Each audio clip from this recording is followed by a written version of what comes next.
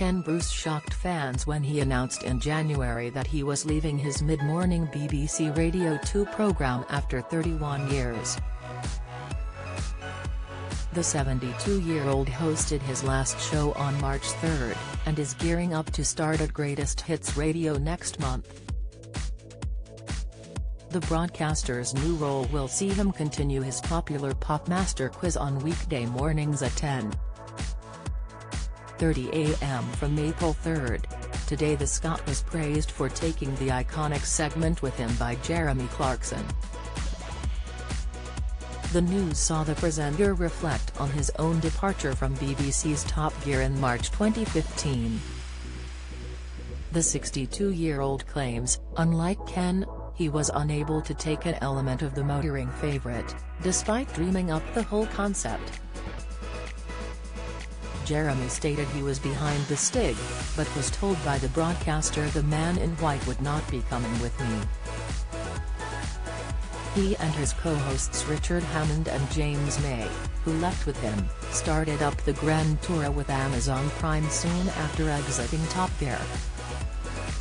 Speaking in his latest column for The Sun, the Clarksons farm star questioned how Ken had pulled off taking the quiz with him.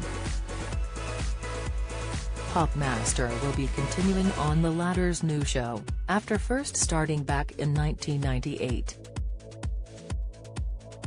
Jeremy stated, "Hell, Ken, be able to take it to his new show on Greatest Hits Radio.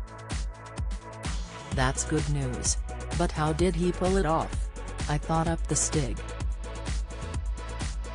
He continued, "Dreamed up the whole concept of a racing driver who never spoke, and even came up with a name.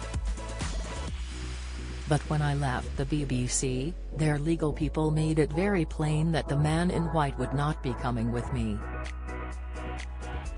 Don't miss. BBC star Richard Osman slams pathetic Gary Lineker decision. Latest, Piers Morgan hits back as Hess mocked for comparing GMB to Lineker. Rowe, Bruce Willis' wife admits relationship with ex Demi Moore is odd. Listen, a BBC representative later told Express. Co.uk, BBC Studios manages all Top Gear's intellectual property rights, including any use of the Stig character, on behalf of the BBC. Jeremy was initially suspended from Top Gear after a fracas with one of the show's producers, Oisin Timon. It emerged that the pair had locked horns over catering while filming in Yorkshire. The BBC later released a statement confirming they would not be renewing Jeremy's contract. Meanwhile, the latter's comments come just hours after there was controversy surrounding the BBC's Popmaster replacement. The launch of 10 to the Top saw some listeners accuse the first contestant of cheating, after noticing a pause in between the question and answer.